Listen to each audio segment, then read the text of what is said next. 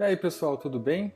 Hoje nós vamos estudar radicais livres, antioxidantes e o conceito de estresse oxidativo. Então convido vocês a pegarem papel, uma caneta, que a gente vai estudar e vai aprender bastante.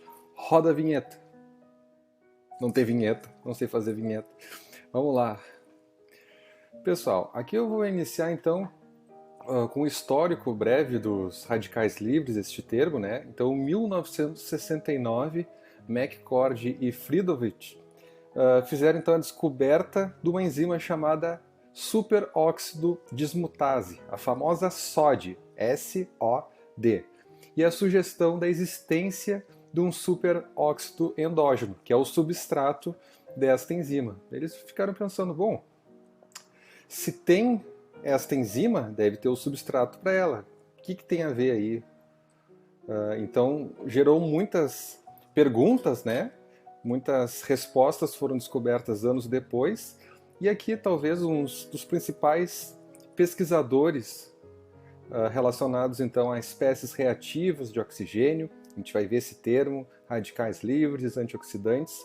Em 1989, então, Hallowell e Guterres, surge então a definição atual que é aceita então para os radicais livres. Então surgiram outros termos, e esses caras aqui, eles ainda publicam sobre o assunto e são a principal referência. Então, se vocês quiserem aprofundar seus conhecimentos relacionados a esta matéria, procurem no PubMed estes autores aqui.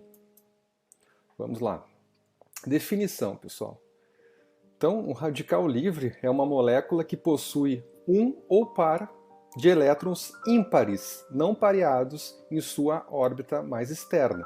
Então, nós temos aqui os elétrons, ok? Estão vendo aqui que estão pareados. E aqui nós temos um orbital vazio. Né? Nessa parte aqui tem um espaço vazio neste orbital. Então, ele não está pareado. Então ele fica altamente reativo. Isso é bem importante para a gente entender a reação em cadeia que acontece então nestes alvos dos radicais livres, que são lipídios, carboidratos, o próprio DNA causando mutações. Então ele acaba, deixa eu mudar aqui, tirando elétrons de substâncias biomoléculas próximas, e aquela biomolécula que estava estável, tudo bonitinho ali, ela se torna reativa, e daí tem uma reação em cadeia. Um começa a roubar elétron de outro, e assim nós temos a propagação deste dano. Se for muito extenso, gera o chamado estresse oxidativo. E os antioxidantes, eu já vou me adiantando aqui, fazendo um resumo do que a gente vai ver, eles dão uma atenuada na ação desses radicais livres. Por isso que é importante nós termos níveis adequados de antioxidantes. Tem da dieta, exógeno, e o que o nosso corpo próprio produz, os endógenos. Então aqui nós temos uma molécula estável, pareada, e aqui não pareada, com espaço vazio. E aqui nós temos a definição de um radical livre. Por isso que ele é reativo. Ele vai roubar aquele elétron para ele tentar ficar pareado. Só que daí propaga. Beleza? Bom, sendo uma molécula altamente instável, ele tem uma vida média muito curta, em torno de microsegundos, e tentando parear-se a qualquer preço. Então ele retira esses elétrons de moléculas estáveis, como eu falei, as principais biomoléculas, carboidratos, lipídios, causando a peroxidação lipídica. Imagina roubar elétron dos lipídios de membrana. Não dá certo, né? E membranas biológicas como um todo, de mitocôndrias e outras organelas. Assim trata-se então de uma molécula destrutiva. Então o alvo vai ser o que estiver próximo ali e acaba propagando se não tiver níveis adequados de antioxidantes. Vamos lá. Então nós temos aqui a representação dos orbitais mais externos. Lembrando aqui, pessoal, que nós temos uma molécula normal, que é formada então de átomos, nós temos um composto normal e aqueles elétrons eles ficam girando em volta ali naquele último orbital, beleza? Só que eles ficam girando em sentidos opostos, por isso essas flechinhas direção acima e para baixo. No radical livre, ele está indo só para um lado, tanto faz ser para um ou para o outro, só para ficar bem claro, só que está faltando outro elétron, por isso que ele fica reativo. E aqui ó, nós temos então uma molécula estável e aqui a molécula instável. Como assim? Este radical livre, ele roubou o elétron dessa molécula aqui que estava estável. Então esse radical livre se tornou uma molécula estável, não é mais chamado de radical livre, e aquela molécula que era estável agora ficou assim, ó, instável. E ela mesmo pode propagar essa reação de retirada de elétrons de outras substâncias, ok? Então esta é a definição aqui, a gente viu de forma mais detalhada. Aqui eu coloquei a seguinte pergunta: o nome está certo? Na verdade, radical livre não é o termo ideal para designar agentes reativos, pois alguns deles não apresentam elétrons desemparelhados em sua última camada. Como em sua maioria são derivados do metabolismo do oxigênio, costuma-se utilizar então o termo espécies reativas de oxigênio. A gente vai ver que também tem de nitrogênio para se referir a eles, ok? Tem algumas substâncias que não está faltando um elétron, mas a sua estrutura já é muito reativa. Então, à medida que ele se liga-se a outras substâncias, como metais, como ferro, cobre, ele pode propagar a formação desses radicais livres, tá? Mas esse termo de espécie reativa é mais amplo. Eu quero deixar bem claro aqui, não são sinônimos, e sim são definições que incluem os radicais livres nessas eros, espécies reativas de oxigênio, e também tem de nitrogênio. Olha só, o peróxido de hidrogênio, famosa água oxigenada, né, de forma popular, H2O2, o ácido hipocloroso, esse aqui é formado nos neutrófilos na explosão respiratória. Então quando o neutrófilo vai lá, acha uma bactéria, dando sopa lá, opa, vou matar aquela bactéria. Como é que ela vai matar aquela bactéria? Ela vai fazer o processo de fagocitose, por exemplo, e vai produzir o ácido hipocloroso, também chamado de hipoclorito, e isso vai causar um dano na parede celular daquela bactéria e vai ter uma ação bactericida. Nós temos aqui o ozônio, o famoso ozônio, né? Esse ozônio também é gerador de espécies reativas e pode causar danos, principalmente relacionados ao sistema respiratório, à parte superior. Então nós temos antioxidantes ali, como ácido úrico, nós temos a glutationa e outras substâncias antioxidantes que vão proteger a ação aqui dessas substâncias. O oxigênio singlet, e nós temos aqui essa definição das espécies reativas de oxigênio, que ele é extremamente reativo. Então está envolvido ali na defesa contra a infecção, juntamente com o ácido hipocloroso, que eu comentei.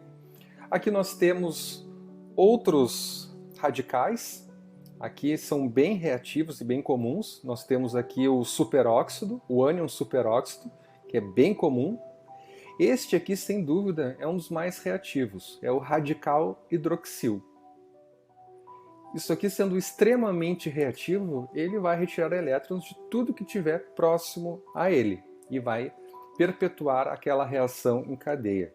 Nós temos aqui o radical peroxil, que é formado a partir da peroxidação lipídica. Imagina radicais livres nas membranas. Radical livre, está faltando elétron, beleza? Ele pegou ali um elétron, por exemplo, de ácidos graxos insaturados, que estavam na membrana plasmática.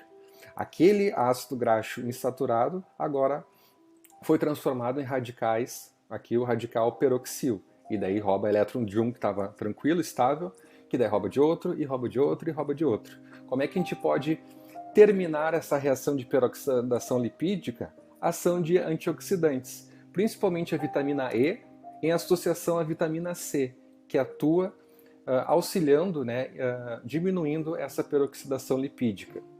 Okay? Mas pode, aqui eu dei o exemplo de lipídios, acontece também no DNA, em carboidratos e em proteínas também. Okay? Aqui o radical alcoxil, aqui são alguns exemplos, eu não coloquei todos, mas esses aqui são os mais comuns. Em destaque o peróxido de hidrogênio, que não é um radical livre, mas é bem reativo. O ácido perdão, o superóxido, o ânion superóxido, esse aqui é bem comum, e o radical hidroxil, tá? Então existem outros, mas esses aqui são os mais importantes. E ainda a gente vai ver as espécies reativas de nitrogênio daqui a pouco. Bom, de onde vem, pessoal? Nós temos aqui fontes exógenas da produção dessas espécies reativas, como herbicidas, organofosforados, enfim, podem induzir a formação de radicais livres. Alguns antibióticos são metabolizados lá no fígado, o chamado citocromo P450, e também são de fontes exógenas, e lá no fígado acaba gerando mais espécies reativas. Poluentes do ar, a famosa poluição, né? Nós temos aqui o raio-x, aqui utilizado então para exames de imagem, para diagnóstico, né? Raios ultravioletas, aqui UVB, UVA, eles podem então induzir a formação de radicais livres. Tudo vai depender da quantidade desses raios, o horário que a pessoa é exposta, enfim. Ela tem importância também na conversão do metabólito da vitamina D. O cigarro, a fumaça do cigarro, extremamente tóxica, com agentes diretos cancerígenos e também que consegue induzir uma grande produção de radicais livres. O metabolismo do álcool também similar lá aos antibióticos no citocromo P450. Na verdade, aqui é um específico chamado CYP2E1, que metaboliza o álcool, principalmente em etilistas crônicos. E alimentação, né? Cada vez se sabe mais que uma má alimentação pode ser indutora de um estresse oxidativo, né? De um desbalanço entre a concentração dessas espécies reativas de oxigênio e nitrogênio em relação aos antioxidantes. Então imaginem uma balança. Opa, aqui tem mais do que antioxidantes. Essa definição é chamada de estresse oxidativo. Então ácidos graxos trans, o excesso de gordura, até uma alimentação rica em carboidratos pode levar a uma glicosilação. Enfim, tem muito estudo em relação a isso e a gente está aprendendo muito sobre essas fontes e como isso ocorre. Aqui que eu falei para vocês já está mais bem descrito. E fontes endógenas. Então, são produzidas em organismos aeróbicos através do consumo de oxigênio. E aqui a gente vai entender um pouco melhor essas espécies reativas de oxigênio com esse metabolismo oxidativo, tanto em situações normais quanto em patológicas, ok? Nós temos aqui algumas enzimas. Por exemplo, a enzima xantina oxidase é relacionada à produção de ácido úrico, então está relacionado ao metabolismo de purinas, adenina e guanina. Então ela pode agir como uma desidrogenase ou oxigenase. E esta enzima diretamente acaba produzindo aquele ânion superóxido, ok? Então ela produz, é uma enzima que acaba tendo como consequência, além dessa parte do metabolismo de purinas, produzindo ácido úrico, produzindo também esse radical livre. Está presente aqui no endotélio dos capilares da maioria dos tecidos. Então nós temos a importância do ácido úrico como um antioxidante endógeno. Isso é importante. Ele é o principal antioxidante no plasma dos seres humanos. Okay? O citocromo P450 está relacionado então com uma ação antibactericida e com a fosforilação não oxidativa de elétrons, que eu falei lá do metabolismo de antibióticos, lembram? Então está relacionado a isso, o metabolismo do próprio álcool, principalmente na membrana do retículo endoplasmático do hepatócito. E a cadeia respiratória. Aqui as células que possuem mitocôndrias, elas desempenham um metabolismo oxidativo aeróbio, e aqui em torno de 5 a 10%, dependendo também da faixa etária do indivíduo, que acaba diminuindo a eficiência da cadeia respiratória, e a gente produz radicais livres. Todos nós produzimos em torno de 5% de radicais livres, espécies reativas, na mitocôndria. Então nós temos que ter compostos, né, que vão atuar como antioxidantes para tentar amenizar essa produção, ok? Aqui a cadeia respiratória está relacionada com uma maior produção de ATP. Se a gente comparar lá a glicólise anaeróbica, é em torno de 2 moléculas de ATP. Olha só, sem oxigênio anaeróbio, o saldo final de uma molécula de glicose é 2 ATPs. Na presença de oxigênio, que vai então precisar da ação mitocondrial, de enzimas, ciclo de Krebs, cadeia de transporte de elétrons, a gente produz muito mais a partir de uma glicose, ó, 30 a 32. Então, 15 a 16 vezes mais. Mas acaba gerando radicais livres, ok? E isso é importante a gente entender nesse conceito, nesse contexto aqui, melhor dizendo, do metabolismo que envolve oxigênio. Vamos ver exatamente aonde esses radicais são produzidos na cadeia respiratória. Então aqui na animação vocês estão vendo os complexos respiratórios. Aqui nós temos aqui o complexo 1, o 3 e o 4. Aqui em roxinho o complexo 2, certo? E aqui o NADH vai ser oxidado no complexo 1. E aqui o FADH2 acaba gerando FAD e passa os elétrons aqui para a coenzima Q. Então, do complexo 1, o NADH doa os elétrons, passa aqui pela flavina mononucleotídeo e doa até a coenzima Q. Do complexo 1, a coenzima Q leva direto para o 3, não passa pelo 2. Vocês devem lembrar disso. O complexo 2, o FADH2, aquele produzido lá no ciclo de Krebs, ele então doa os elétrons, forma-se aqui o FAD, e esses elétrons é entregue então à coenzima Q, que estava oxidada, recebeu esses elétrons, ficou reduzida e enviou para o complexo 3. Isso acontece até o complexo 4, onde nós temos a participação aqui do oxigênio, que recebe 4 elétrons, formando finalmente a chamada água metabólica. O problema, pessoal, é que esta coenzima Q aqui, ela recebe os elétrons, mas às vezes escapa esses elétrons e juntamente pode então reagir ali com oxigênio, enfim, e formar radicais livres. Então há um escapamento desses radicais livres, principalmente neste nível aqui da coenzima Q, ok? Nós temos aqui na parte do gradiente eletroquímico, né, o bombeamento de prótons no complexo 1, 4 prótons aqui, 4 aqui, 2, que daí vai ter a energia necessária, como se fosse uma usina hidrelétrica, a passagem desses prótons, é como seria a água, e a formação do ATP seria a energia de uma hidrelétrica, ou seja, eu vou ter a energia suficiente de pegar a adenosina difosfato e colocar um fosfato, formando o ATP, ok?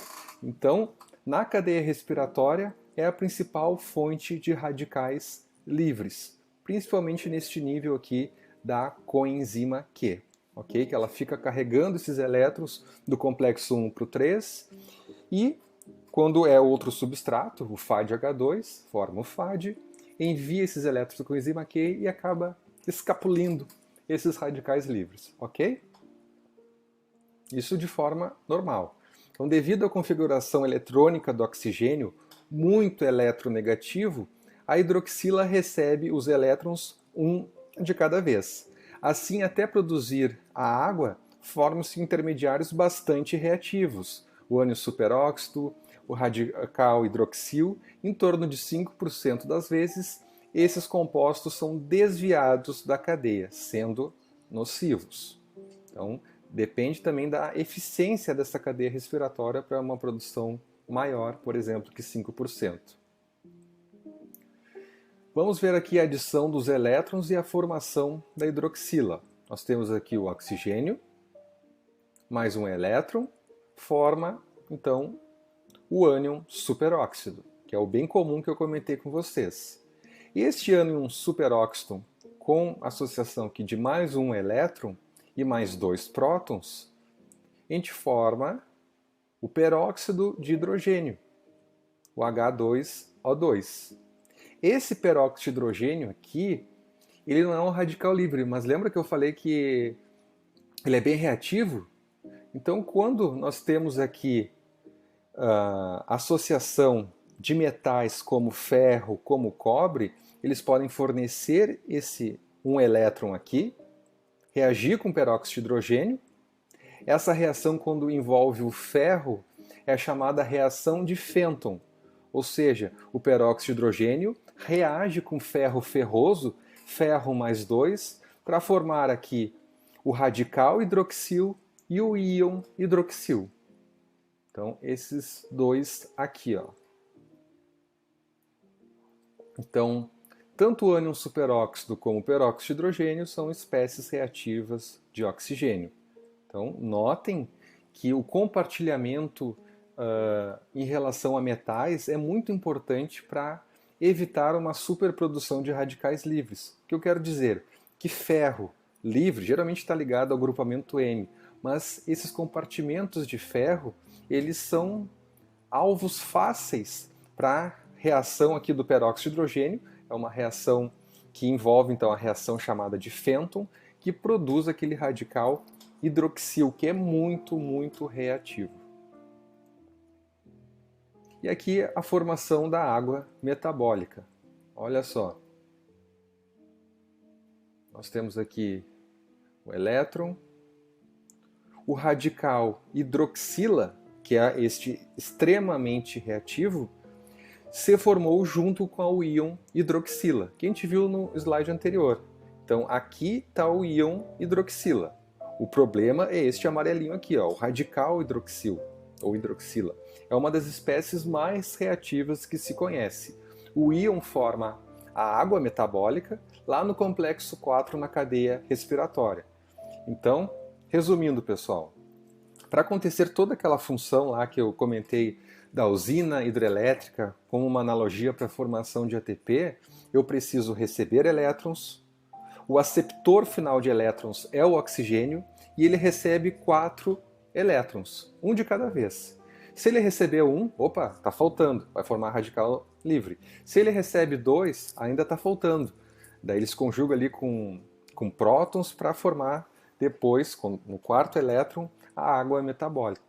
Então, se não tiver o recebimento desses 4 elétrons, eu vou formar radicais livres. Aonde? Na mitocôndria, aqui onde a gente viu na cadeia respiratória. Certo? Então, isso tem que ser muito bem regulado, né, e tem que ter toda a eficiência dessas proteínas, desses complexos respiratórios. Então, é importante a compartimentalização desses metais e a não aparecimento, né, desses metais juntamente com peróxido, que pode formar então este radical hidroxil ou hidroxila em amarelo, tá? Bem como outros componentes, como o ânion superóxido, que é bem comum. Então, o íon hidroxila é o OH-, e o radical hidroxil ou hidroxila é o OH com esta pontinha aqui, este pontinho. Outras fontes endógenas. Eu comentei com vocês no começo da aula da ação benéfica de radicais livres na explosão respiratória no mecanismo de neutrófilos fazendo a fagocitose, lembram? Então nós temos aqui o oxigênio reagindo com o NADPH. Esse NADPH é produzido na via das pentoses e é importantíssimo no metabolismo chamado redox, porque esse NADPH ele acaba fornecendo elétrons para a biossíntese de colesterol, para o ciclo da glutationa e também nessa reação aqui envolvendo a NADPH oxidase. Então, a partir do oxigênio e desta enzima aqui, usando o NADPH, que é produzido na via das pentoses, que é um desvio lá da via glicolítica, acaba formando o ânion superóxido. Este ânion superóxido, reagindo aqui com prótons, forma o peróxido de hidrogênio. Isso pode acontecer de forma espontânea, que é mais lenta, ou pela ação da sódio.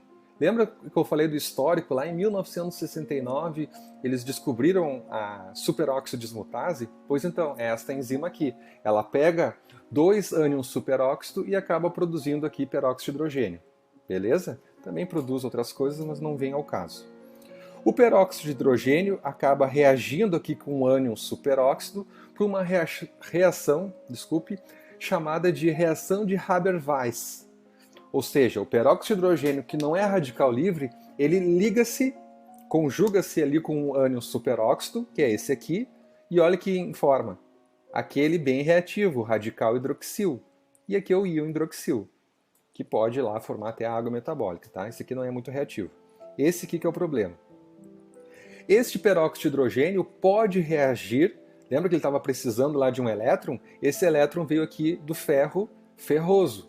Ele doou um elétron, ficou o ferro férrico, este aqui, e formou tanto o radical hidroxil quanto o íon hidroxila. Tanto este composto aqui, o radical hidroxil, com a ação da mieloperoxidase, que nós temos aqui a adição de cloreto, com o substrato peróxido de hidrogênio, nós formamos o hipoclorido. Hipoclorito ou ácido hipocloroso. E isso vai ter uma ação de matar bactérias, uma ação bactericida. Então, quando o nosso sistema imunológico está ativo, por exemplo, nós temos lá uma bactéria que invadiu o nosso corpo, os neutrófilos, eles possuem essa enzima aqui, mieloperoxidase. Essas reações, tanto de Haber-Weiss como de Fenton, podem acontecer e eu vou ter uma ação bactericida. Aqui é um exemplo, tá? Dessa ação bactericida no caso dos neutrófilos, que são um tipo de leucócito, que são os mais numerosos, né, num hemograma normal, ok? Mas estas reações, pessoal, acontecem em vários tecidos, não é apenas nos leucócitos. E se eu tiver um desequilíbrio nessas reações, eu vou formar muito radical hidroxil, eu vou formar muito peróxido de hidrogênio, ânion superóxido, que podem reagir com várias coisas. Aquela reação em cadeia. Por exemplo, no nosso cérebro, nós temos lá a bainha de mielina e nós temos uma grande concentração de ácidos graxos poliinsaturados. Poliinsaturados significa que ele tem várias ligações duplas, este ácido graxo. E essas ligações duplas dos ácidos graxos são alvos dessas espécies reativas. Então eu posso ter um prejuízo na diminuição da bainha de mielina, diminuindo e oxidando, fazendo a peroxidação lipídica destes compostos. Então é muito comum a gente ver o estresse oxidativo, aquele desequilíbrio, em doenças neurodegenerativas, como doença de Parkinson, Alzheimer, até na esclerose lateral amiotrófica, chamado de ELA, aquela doença do Stephen Hawking, tu tem uma destruição do neurônio motor, então toda a parte cognitiva tá beleza, mas a parte do neurônio motor que vai inervar a musculatura, ela tá com problema. E já viram um caráter, tem de 10 a 15% uma relação de uma genética bem forte em relação ao aparecimento da esclerose lateral amiotrófica, e viram nesses pacientes a mutação na SOD, essa enzima aqui, ó, na superóxido dismutase. Opa, vamos imaginar agora, se o Stephen Hawking tivesse essa forma da doença da ELA e tivesse uma mutação da SOD, o que iria acontecer aqui? Ó? Tu não conseguiria metabolizar o superóxido em peróxido de hidrogênio, que não é o radical livre. Pode-se formar radicais livres a partir dele. Então, se tu tem um problema na SOD, tu tem um acúmulo de superóxido. E isso está relacionado, por exemplo, com a destruição de neurônios motores. No final lá da doença, né, acaba destruindo também e tendo complicações respiratórias, nos músculos respiratórios, principalmente no diafragma. Beleza? Nós temos aqui enzimas aqui bem famosas, ó, a ciclooxigenase e a lipooxigenase. Então nós temos um ácido graxo de 20 carbonos, aqui chamado de ácido araquidônico, e a partir dele nós produzimos prostaglandinas, tromboxanos envolvidos na coagulação, leucotrienos, com diversas funções, e as prostaglandinas atuam no controle da pressão, estimulação da vasoconstrição, né, contração da musculatura lisa que fica em volta dos vasos, indução da resposta inflamatória e inibição da agregação plaquetária. Então, estas duas enzimas aqui, essa ciclooxigenase aqui, ela é inibida por aspirina, por exemplo. Então, ela acaba tendo diversas funções, inclusive anti-inflamatórias. Então, a partir de um ácido graxo de 20 carbonos, chamados de ácido araquidônico, a gente produz tudo isso aqui que tem diversas funções. Só que a ação dessas enzimas envolve, então, no caso, esse lipídio de membrana, aqui o ácido araquidônico, e acaba produzindo peróxidos e outros componentes reativos.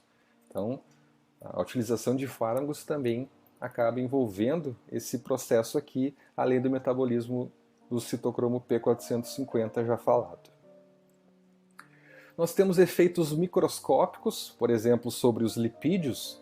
Então, os radicais livres podem provocar alteração de componentes lipídicos da membrana num processo chamado de lipoperoxidação. Então, nós temos uma reação, imagina um radical livre, ânion superóxido. E aqui tem os lipídios de membrana. Esse ânion superóxido, no meu exemplo, ele vai atacar ali o lipídio de membrana, por exemplo, um ácido graxo insaturado. Aqui vai formar o radical peroxil, que ele perdeu um elétron para aquele ânion superóxido. E esse aqui vai pegar o lipídio do lado. O lipídio do lado se torna um radical livre, um peroxil, vai do outro. Daí eu tenho uma reação de iniciação, propagação e terminação, que acaba rompendo, degradando aquele lipídio. Imagina se isso acontecer em grande extensão na célula. Vai explodir, né, ou vai romper a membrana plasmática, bem como os lipídios de outras organelas, como mitocôndrias, lisossomos e outras também. Ok? Uma forma de fazer uma terminação, né, eu falei iniciação, quando o ânion superóxido ataca, uma propagação, e uma degradação. Essa degradação é quando o lipídio é degradado. Beleza. Como é que eu posso terminar antes de acontecer este problema mais grave? Eu posso ter a ação de antioxidantes. Daí entra a ação da vitamina E e da vitamina C, que eu quero comentar. Ela acaba evitando e diminuindo essa lipoperoxidação. Então isso aqui acaba afetando as suas funções, né, de permeabilidade seletiva, a concentrações de sódio, potássio, cloreto vão ser perdidas, e se eu acabo perdendo a concentração desses íons, como é que eu vou fazer o meu processo de bioeletrogênese, o meu processo de potencial de ação? Como é que eu vou controlar a entrada e saída de substância, de transporte? Tudo é perdido, né? E os efeitos microscópicos nas proteínas e enzimas, né, que a maioria das enzimas são proteicos, exceto os RNAs, as chamadas ribozimas, que têm uma atividade catalítica, a maioria das enzimas tem um caráter proteico, formado de aminoácidos. Então isso vai levar a uma desnaturação. Desnaturação é quando eu desmancho. Lembram aquelas estruturas, secundária, terciária, até quaternária, que algumas proteínas possuem? Pois então, desnaturação, eu desmancho aquelas estruturas. Alfa-hélice, beta-preguiada, pontes de hidrogênio são rompidas, pontes de sulfeto. Eu só vou ter a conformação ali das ligações peptídicas que vai unir um aminoácido com o outro. Então, desnaturação desmancha tudo, exceto essas ligações peptídicas. Então, todas aquelas reações adicionais que vão formar a conformação nativa, que vão dar atividade da enzima ou da proteína em si, vão ser perdidas, ok? Pela ação de radicais livres. Então, o excesso de radicais livres afeta a função proteica. Isso leva a inativação, polimerização. Isso acontece um acúmulo de proteínas mal formadas, como o peptídeo beta-amiloide, que é precipitado e acumulado na doença de Alzheimer. Isso provoca diversas alterações no metabolismo celular. O próprio lisossomo, que tem também enzimas lisossomais e também não esquecendo que tem lipídios na membrana deste lisossomo, acaba sendo afetada. Isso leva então liberando de enzimas, as suas enzimas digestivas, várias hidrolases ácidas, provocando a morte celular. Então, notem que se não tiver um equilíbrio, se eu tiver concentrações adequadas dessas espécies reativas, elas têm vários artigos bem novos que estão mostrando sinalização celular, com efeito benéfico de ativação de genes, enfim. Mas à medida que aumenta essas espécies reativas para um outro patamar, eu vou ter problemas relacionados até mesmo com a morte celular, seja por apoptose e necrose. Tem as duas maneiras. E os efeitos microscópicos nos ácidos nucleicos, por exemplo, no nosso DNA, causam então modificações e ruptura das ligações entre as bases nitrogenadas. Ou seja, eu tenho pareamento adenina com timina, citosina com guanina, ok? Isso é o normal. Se eu tenho ação de um radical livre, eu posso ter um pareamento errôneo. Então, isso está relacionado a mutações, leva então a um processo de senescência celular, de envelhecimento, e que se acredita que com a idade vamos acumulando essas mutações ocorridas em nosso organismo. Então, disse que câncer em pessoas idosas é mais comum. E aqui está mostrando o porquê. Essas mutações transformam genes normais, os chamados proto-oncogenes, que é como se fosse um acelerador de um carro.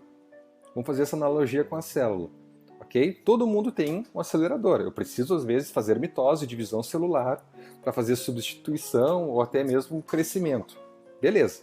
Agora, quando eu tiver mutações nesses genes normais que estão relacionados à indução da divisão celular, eu transformo os proto-oncogenes em oncogenes. Isso aqui já não é normal. Lembra que eu falei que o acelerador? Bom, o acelerador de um carro normal, quando eu quero andar, eu piso. Agora, quando eu tenho uma mutação, eu emperrei o pé do acelerador ali. Está sempre acelerando, está sempre induzindo a divisão celular. E um tumor não é um aumento da massa celular de forma descontrolada? Então é uma das causas. Quando eu tenho mutações que podem ser originadas também de radicais livres, eu transformo os chamados genes supressores de tumor, é um grupo de gene bem importante que envolve a chamada guardiã do genoma, que é a mais famosa de todos, que é a P53, ela é como se fosse o freio do carro. Como assim? Freio do carro significa que ela vai inibir, diminuir a divisão celular. Ok? Agora, se eu tiver uma mutação no gene supressor de tumor, no freio, o que vai acontecer? Eu já não tenho ali, por exemplo, o acelerador emperrado. Se eu tiver mais mutações que o carro ficou sem freio, então eu começo a multiplicar muito mais. Eu não consigo mais impedir, uma regulação negativa da mitose. Então eu tenho aumento da divisão celular e aumento da massa. Eu tenho um tumor, que pode ser benigno ou maligno. Tumor maligno é sinônimo de câncer, ok?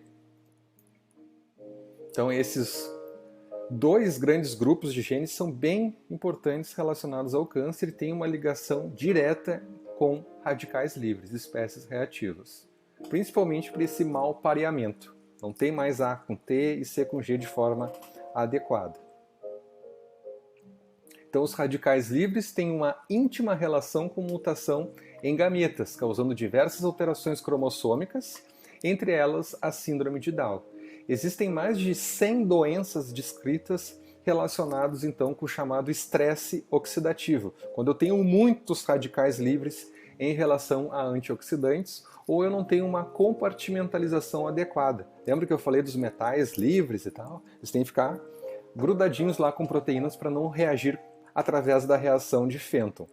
Outras doenças que têm a participação de radicais livres. Eu comentei já as doenças neurodegenerativas, diabetes, aterosclerose, artrite reumatoide, enfim, tem uma grande quantidade de doenças, mais de 100, que estão relacionadas então com excesso de radicais livres. Não se sabe se é a causa primária, alguns já têm relacionado com uma causa primária, como eu falei, da esclerose lateral amiotrófica, e outras que envolvem o estresse oxidativo, mas talvez tenha surgido no meio da doença, no desenvolvimento da doença, no processo de patogênese, não como causa primária, tá? Não dá muito para distinguir, por isso que se faz bastante pesquisa para aprender mais. E aqui eu coloquei, ó, e ainda tem gente que reclama que a vida é curta. Olha só, lisossomo sendo alvo, membrana plasmática na peroxidação lipídica, o núcleo aqui pela ação desses radicais livres e o mau pareamento. Então, com todas as nossas células sendo constantemente bombardeadas desse jeito, desde que nascemos, como é que vivemos tanto tempo? O que vocês acham? Aqui eu botei O. O que é o O, ou O? É o radical hidroxil. Esse radical hidroxil, conforme o seu aumento, e também aqui eu só botei para fazer essa brincadeira com vocês, as outras espécies reativas, o ânion superóxido, bem como o peroxinitrito, que é o do metabolismo do nitrogênio, né? Também vão gerar essas espécies reativas. Então, uma das teorias do envelhecimento estão relacionadas com o aumento dessas espécies reativas, tá? Não é somente o radical hidroxil, mas aqui eu fiz uma brincadeirinha com vocês. E esse radical hidroxil, o O, além de outros componentes, estão relacionados com o processo de envelhecimento.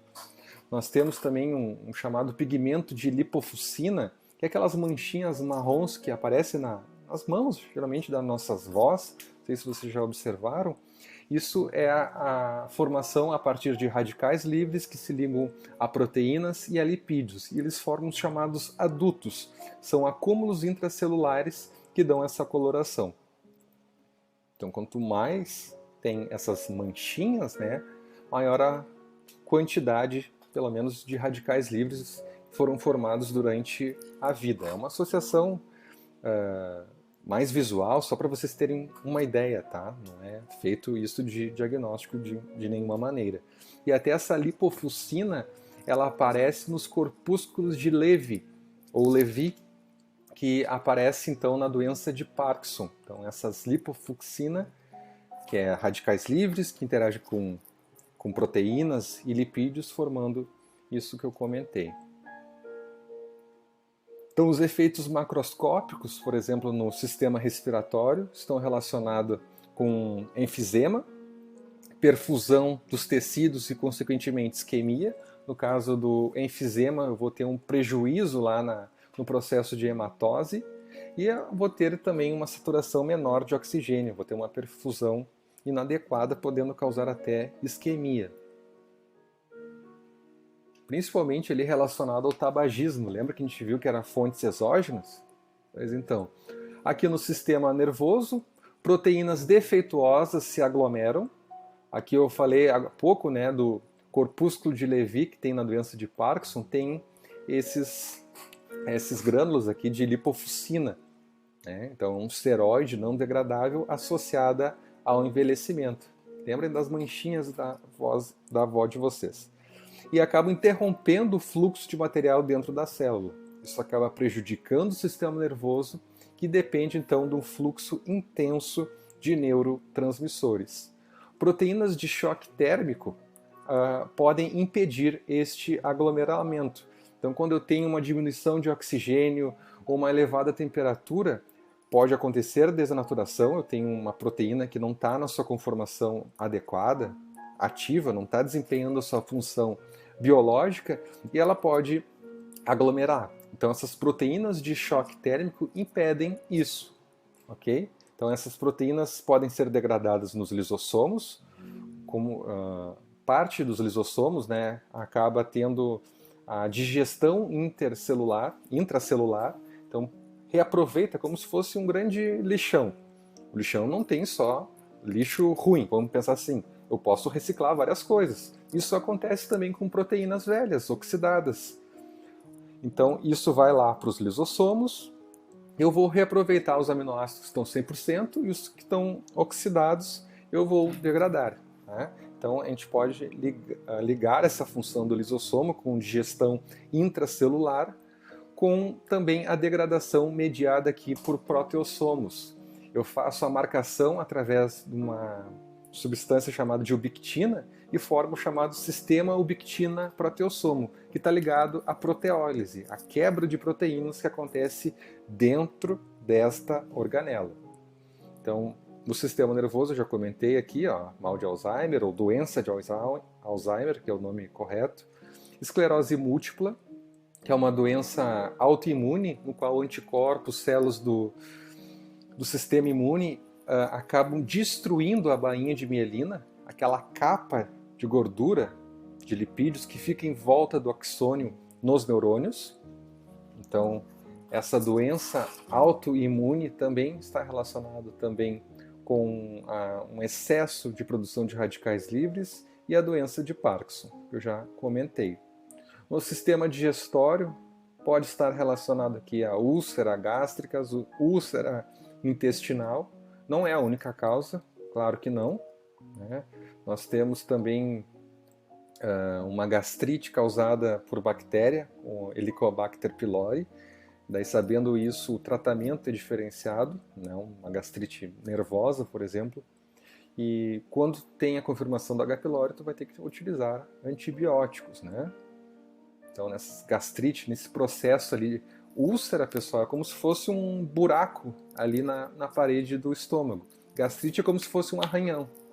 Então, nesse buraco ali tem um processo inflamatório acontecendo, tem produção de radicais livres.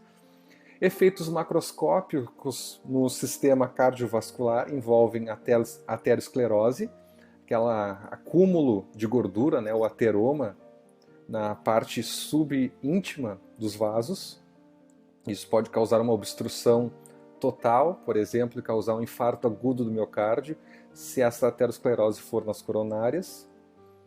E aqui, os radicais livres acabam tendo um papel importantíssimo aqui na aterosclerose. Porque o que acontece? Deixa eu tentar desenhar aqui. Ó, aqui eu tenho um vaso e aqui eu tenho a placa de gordura, que se acumulou na subíntima. Aqui eu tenho um ateroma, beleza? Ok. Aqui, dentro dos vasos, essas bolinhas representam os monócitos. Os monócitos, quando eles vêm para cá, eles se transformam em macrófagos. Vou botar aqui, ó. Imagina a flechinha, entrou ali dentro do ateroma, tá? Não consigo desenhar melhor que isso aqui com esse recurso. Esses macrófagos ativados, eles vão liberar citocinas e vão formar as chamadas células espumosas. Então, esse macrófago ativado, que derivou ali do monócito do sangue, que foi para aquela região, ele acaba oxidando ali o colesterol LDL, que é o principal componente deste ateroma, e esses radicais livres oxidam o LDL. Então eu tenho a liberação de citocinas, eu tenho um processo de inflamação crônica acontecendo aqui, e eu tenho a modificação desse colesterol LDL. Então, o macrófago que chegou naquela região ali, que foi ativado, formou então a chamada célula espumosa. Então, o macrófago fagocitou, pegou aquela gordura, só que aquela gordura foi modificada por radicais livres. Então, quando ele fez esse processo de fagocitose, esse colesterol oxidado entrou dentro dos macrófagos. Então, eu tenho vesículas ali repletas de gordura. E depois eu tenho um rompimento dessa estrutura aqui. Então, isso forma aqui a placa gordurosa, o ateroma, que pode calcificar, pode ser uma calcificação distrófica ou metastática, dependendo dos níveis de cálcio, né, da calcemia, causando uma obstrução vascular, isquemia ou dilatação vascular. Aqui está representando, ó, dá para ver bem aqui em amarelinho, agora eu pintei de vermelho, viram? A placa de aterosclerose que obstruiu, né, esse vaso. Então, os locais mais afetados são artérias de grande pressão, como a aorta e coronárias. Às vezes, no cérebro pode acontecer, causando acidente vascular cerebral, que tem de dois tipos, o isquêmico e o hemorrágico. O isquêmico é quando faltou lá o fluxo sanguíneo, né, de oxigênio, nutrientes, não está chegando sangue por um tempo, pode ter ou não sequelas, e o hemorrágico muitas vezes está ligado a óbitos desse paciente porque rompeu o vaso, né, causou uma hemorragia cerebral. E aqui as coronárias, passei muito rápido, e aqui as coronárias, ó, pode ter uma aterosclerose nestes vasos aqui. Doenças que geram radicais livres. Eu já dei alguns exemplos, aqui tem mais, alguns são os mesmos, ó. Diabetes, diabéticos tendem a produzir mais radicais livres. Artrite reumatoide, é uma doença autoimune com grande produção de radicais livres, provocando lesão tecidual. Os efeitos benéficos de radicais livres, utilizados pelas células fagocíticas, eu tinha comentado lá no início dos neutrófilos, e citotóxicas para combater agentes estranhos e células tumorais, pelo menos essa é a intenção inicial. A própria radioterapia baseia-se então na formação desses compostos através da ruptura de ligações covalentes. Então, a radioterapia é algo pontual, por exemplo, para tu tratar lá um tumor, né? Então, por exemplo, a pessoa está com câncer de tireoide. Então, pode receber a radioterapia exatamente naquela região aqui onde fica a glândula tireoide. Ou a pessoa tem câncer de bexiga, daí vai ser localizado. Então, o médico que vai, o oncologista, na verdade, que vai fazer esse tratamento. Mas só para vocês entenderem, né, que nesse caso é um efeito benéfico, esses radicais livres, para matar a célula tumoral. Outros efeitos benéficos, o óxido nítrico, que é um radical livre, é um gás, ele é formado então pela ação da óxido nítrico sintetase e é extremamente importante para o nosso corpo. Ele faz o relaxamento dos vasos sanguíneos. Então eu tenho uma vasodilatação mediada ao óxido nítrico. O próprio tratamento da disfunção erétil, o Viagra, utiliza-se então nesse princípio de aumentar a formação de óxido nítrico. E é uma espécie reativa de nitrogênio. A gente tinha visto até então somente do oxigênio, né? E como tal, pode gerar o estresse oxidativo, quando excesso através dos íons nitrosônio e buguei aqui, nitroxila, ok? Tem outro composto que é muito importante, que é formado, que é o peroxinitrito. Quando esse NO, o óxido nítrico, reage com o ânion superóxido, ele pode formar esse peroxinitrito.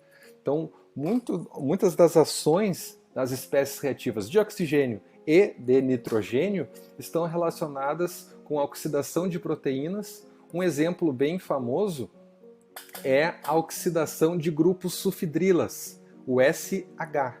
Deixa eu mostrar aqui, ó. Esse grupamento aqui chamado SH, ele está presente nas cisteínas, ok? Então, quando eu tenho duas cisteínas, eu formo aqui, por exemplo, a chamada ponte de sulfeto. Então, os radicais livres podem atuar nesses componentes, ok? Às vezes, quebrando essas pontes de sulfeto, é um exemplo, né, de uma ação de um radical livre. Imagina que esse grupo funcional aqui, né, seja fundamental no sítio ativo de uma enzima. Imagina se oxida. A enzima não funciona. Então, pode causar efeitos muito, muito poderosos, assim, que têm grandes problemas. Defesas contra os radicais livres, os antioxidantes. Então, qualquer substância que retarda ou previne a deterioração, dano ou destruição provocadas pela oxidação. Eles podem ser enzimáticos, endógenos. Alguns não são enzimáticos, né, como vitaminas, que são de caráter exógenos, mas os endógenos significa que é somente enzimático. Eu tinha comentado com vocês do ácido úrico, da glutationa reduzida, que é o GSH, o principal antioxidante endógeno. Então, é uma classificação aqui mais ampla. para vocês terem uma ideia. Aqui exemplos de antioxidantes enzimáticos. Eu tenho aqui a ação da superóxido dismutase, da SOD, no qual ela pega aqui, nesse exemplo, 4 ânions superóxidos, com 4 prótons, e acaba formando aqui 2 peróxido de hidrogênio e 2 oxigênio. E ele pode ser convertido de duas maneiras. Este peróxido de hidrogênio, que é formado, então, pela SOD a partir do ânion superóxido. Então, este peróxido de hidrogênio, H2O2, ele pode ser, então, metabolizado e degradado aqui pela catalase, no citosol, e também no peroxissomo. Então, nós temos aqui dentro dessa organela, o peroxissomo, grandes quantidades de catalase. Então, quando o peróxido de hidrogênio está aqui, nós conseguimos degradar o peróxido de hidrogênio. Ele não é um radical livre, mas ele é muito reativo. E pelas aquelas reações de Haber-Weiss e Fenton, eu produzo lá o radical hidroxil. Pela ação da GPX, que é a glutationa peroxidase, ela precisa de selênio para sua atividade. E essa ação aqui da GPX nas mitocôndrias, raras às vezes no citosol, também consegue metabolizar o H2O2. Então a enzima GPX reage com a glutationa, que se oxida, com peróxidos, evitando que estes ataquem outros compostos celulares importantes. Vamos ver aqui na reação que vai ficar mais fácil. Aqui está mostrando que sem o NADPH como fornecedor de elétrons, não dá. A enzima GPX utiliza o NADPH como substrato na sua reação. Então olha só, aqui está a GPX, aqui está o GSH, glutationa reduzida, que eu falei que é o principal antioxidante endógeno, vai reagir aqui com um peróxido de hidrogênio, beleza? Então a GPX precisa do GSH para funcionar. Esse GSH consegue neutralizar o peróxido de hidrogênio em água. 2 moléculas de água. Só que essa glutationa que estava reduzida agora ficou oxidada, uma reação de oxirredução. E esse GR aqui é outra enzima, chamada de glutationa redutase. Ou seja, ela vai formar o ciclo da glutationa, no qual utiliza o NADPH como fornecedor de elétrons para transformar a glutationa oxidada em glutationa reduzida. Esse NADPH aqui ele é produzido principalmente na via das pentoses fosfato. Então notem que é um ciclo. Eu preciso de NADPH para quê? Para transformar a glutationa oxidada em reduzida. E para que eu preciso a reduzida? Para ter ação da GPX, para neutralizar o peróxido de hidrogênio em 2 moléculas de água. Deficiência da glicose 6-fosfato desidrogenase, que é uma enzima regulatória da via das pentoses, que produz aqui o NADPH. Então, eu tenho uma deficiência no ciclo das pentoses, que deveria produzir o NADPH. Não ocorre a reação da GPX, porque eu não vou ter aqui o NADPH. E o organismo fica mais suscetível à ação danosa dos radicais livres. Ok? Até tem uma associação benéfica, pessoas que têm deficiência da G6PD, que é a glicose 6-fosfato desidrogenase, são mais resistentes à malária. Como assim? Olha só, a malária, o bicho lá, entra dentro da hemácia. Ok? O bicho que causa a malária, né? Causando, então, um distúrbio. Como assim? Claro que vai causar um distúrbio, mas vamos pensar que uma pessoa que tem malária e tem deficiência de G6PD, ela vai ter aqui um metabolismo oxidativo um pouco alterado. Ela não vai ter o NADPH suficiente, que não vai conseguir neutralizar o peróxido de hidrogênio em água. Isso, teoricamente, é ruim. Só que quando ela está com malária, esses radicais livres aqui, que são gerados a partir do peróxido de hidrogênio, vão matar o bicho que está dentro da hemácia. Então esse estresse oxidativo é bom nesse sentido, porque dá uma resistência à malária. A pessoas que têm deficiência de G6PD. Como não há o poder redutor da célula, a glutationa reduzida, ou o ferro da hemoglobina, acaba sendo oxidado por um radical livre. A hemácia se hemolisa, já que não tem mais afinidade pelo oxigênio, e o excesso de bilirrubina, que é gerado a partir do grupamento M que está na hemoglobina, dentro das hemácias, é resultado, então, acaba se acumulando na pele e na esclera dos olhos, causando o chamado amarelão. O nome certo aqui é icterícia. Então, quando acumula um excesso de bilirrubina na pele ou na esclera dos olhos, eu vou ter o chamado que o indivíduo está ictérico, ok? Então ele fica amarelado. E quando eu tenho uma produção muito alta de radicais livres, ele pode causar peroxidação lipídica, por exemplo, nas hemácias, e causar a hemólise. Quando eu tenho hemólise, é rompimento da membrana da hemácia. Se eu estou rompendo esta célula, eu estou liberando lá a hemoglobina. E a hemoglobina tem M, tem bilirrubina. Por isso que acontece tudo isso aí que leva à icterícia.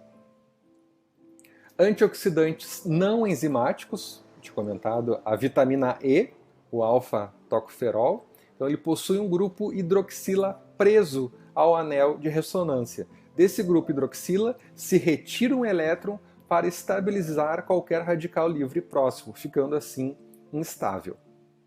Então é uma vitamina lipossolúvel. As vitaminas lipossolúveis é a KD. Como assim KD? Vitamina K, vitamina A, vitamina D e vitamina E. KD. O resto, hidrossolúvel. O que é o resto? O complexo de vitamina B, né, B1, B2, B3 e vitamina C. Ok?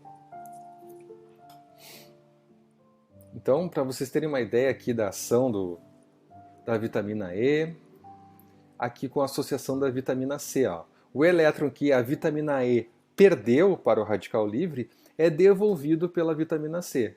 E vocês podem se perguntar, mas por que trocar uma vitamina instável por outra? Aquela vitamina E, né? Porque a vitamina C é hidrossolúvel e assim facilmente eliminada do nosso corpo. Ok? Então, a associação da vitamina E com a vitamina C é bem importante para evitar ou diminuir lá a peroxidação lipídica. Então, imaginem assim, ó, um antioxidante age doando um elétron e ele não se torna um radical livre, ele se torna no máximo uma molécula instável que tem a tendência de perder mais um elétron, mas não é um radical livre.